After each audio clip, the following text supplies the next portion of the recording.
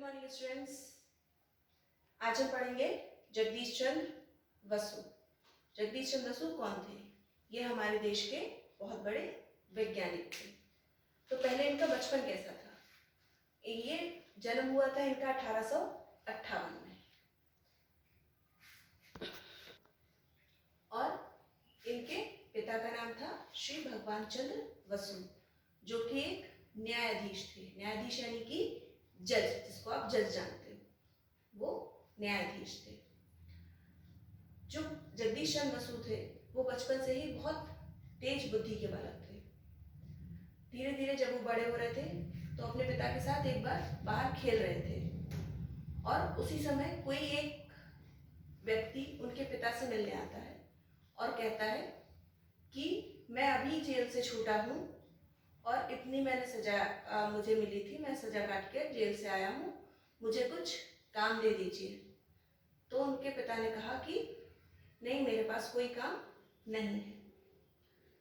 वो चला जाता है। जब वो व्यक्ति जा रहा होता है तो जगदीश चंद्र बसु जो है वो अपने पिता से कहते हैं कि ये चला जाएगा, इसके पास तो कुछ काम भी नहीं है, फिर ये क्या खाएगा, कैसे रहेगा, क्या करेगा, तो आप उसको नौकरी दे दीजिए।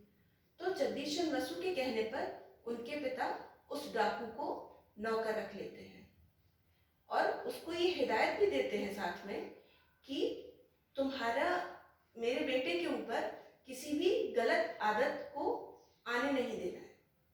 चूंकि वह डाकू था तो उनको डर था कि ऐसा ना हो कि वो मेरे बालक को कुछ गलत आदतें सिखा दे, तो उन्होंने उसको हिदायत दे दी थी कि इसको स्कूल लाना ले जाना तुम्हारा काम है, परंतु ये भी ध्यान रखना कि कोई गलत आदत उसमें ना आए।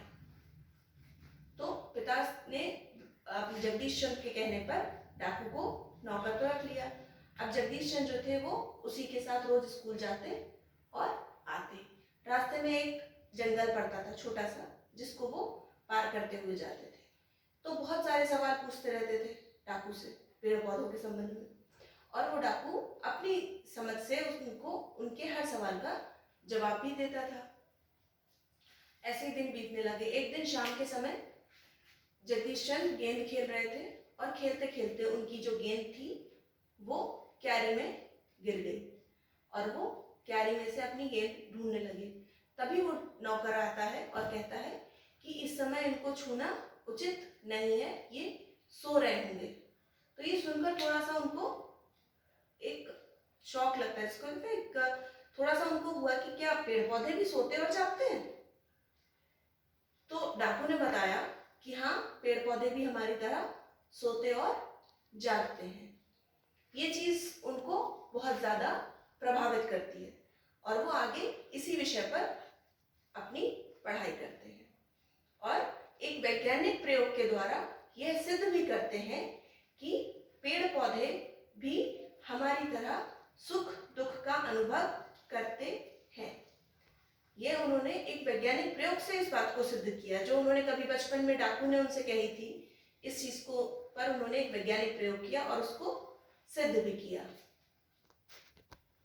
जगदीश चंद्र बसु ने 1883 में 1883 में अपनी शिक्षा पूरी करके वो कोलकाता के एक विश्वविद्यालय में अध्ययन कार्य करने लगे या अध्यापक बन गए। जब वहां पर उन्होंने देखा कि अंग्रेज जो अध्यापक हैं उनको वेतन भारतीय अध्यापकों से ज्यादा मिलता है, जबकि काम दोनों बराबर करते हैं। इस चीज का उन्होंने विरोध किया, परंतु विरोध उन्होंने ऐसे नहीं किया।